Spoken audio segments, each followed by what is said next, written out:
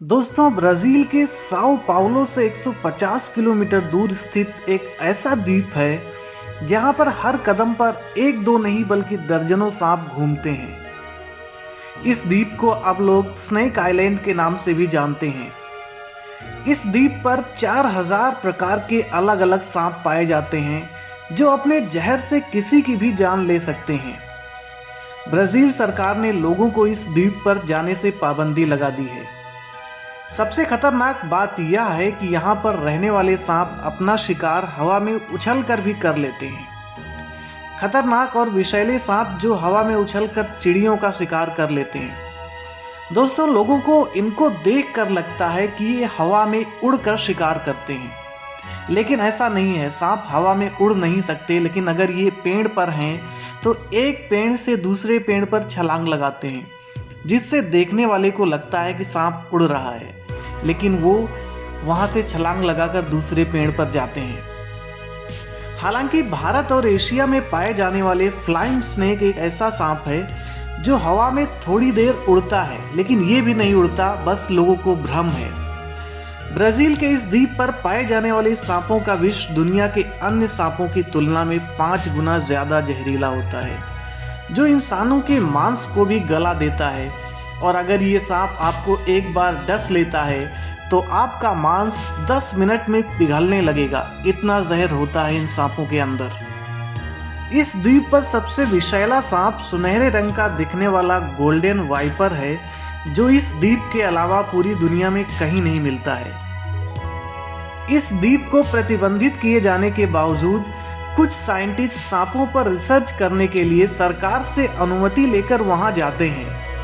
Golden wiper की कीमत international market में 18 लाख रुपए के आसपास है, जो कि काफी ज्यादा है। ब्राज़ील नौसेना ने इस द्वीप पर एक लाइट हाउस भी बनाया है। यहाँ पर नौसेना का एक कर्मचारी अपने परिवार के साथ में रहता था। एक बार उसके घर के कांच के शीशे टूट गए और सांप उसके अंदर प्रवेश कर गए और उन्होंने परिवार के एक सदस्य को डस लिया।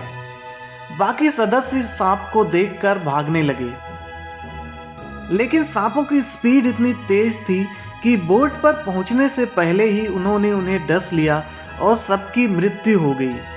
नौसेना जब इस परिवार को देखने द्वीप पर पहुंची तो वहां पूरा परिवार मरा मिला। ब्राज़ील के स्नेक आइलैंड में जहरीले सांपों का वास कुछ साल नहीं बल्कि कई 100 साल पुराना है। यहाँ के चप्पे चप्पे पर बस एक ही चीज नजर आती है, जो है सांप। कहते हैं कि पहले कभी यह आइलैंड ब्राज़ील का हिस्सा हुआ करता था। कुछ प्राकृतिक आपदाओं के कारण यह ब्राज़ील से अलग हो गया। जब यह आइलैंड ब्राज़ील से अलग हुआ तो उस समय इस पर कुछ जहरीले सांप रह गए थे। आइलैंड पूरा खाली था, सांपों को किसी का भय नहीं था। इस वजह से उन्होंने वहां पर अपना राज शुरू कर दिया। क्योंकि आइलैंड पर सांपों के लिए ज्यादा कुछ खाने के लिए नहीं था, इसलिए उन्होंने पेड़ पर बैठी पक्षियों को अपना शिकार बनाना शुरू कर दिया। माना जाता है कि प्रवासी पक्षी स्नेक आइलैंड पर आराम करने आते हैं और यहाँ के सांप उनके आने की ही ताक में बैठे रहते हैं। जैसे ही वह आराम में लग जाते हैं, सांप उन्हें अपना भोजन बनाने के लिए तैयार हो जाते हैं। वह चुपके से आते हैं और कर देते हैं उन पर हमला। इसी तरह स्नेक आइलैंड से सांप अपना गुजारा करते हैं।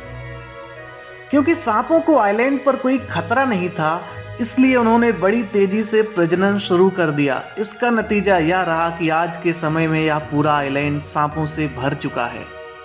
गोल्डन वाइपर का जहर अगर किसी व्यक्ति के अंदर चला जाए तो उसे दर्द, सूजन, खून की उल्टी, खूनी पेशाब, किडनी का खराब होना आदि जैसी चीजें होने लगेंगी और अंत में उसकी मौत हो जाएगी।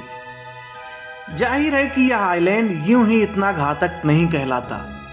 तो देखा आपने कितना खतरनाक है स्नेक आइलैंड।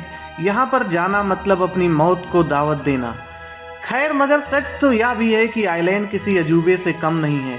आपको इस आइलैंड के बारे में सबसे खास बात क्या लगी, प्लीज़ कमेंट करके हमें ज़रूर बताइए।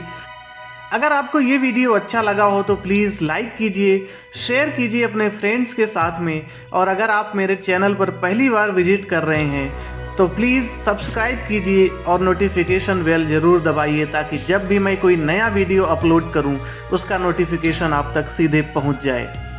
Thank you and have a good day. Bye bye.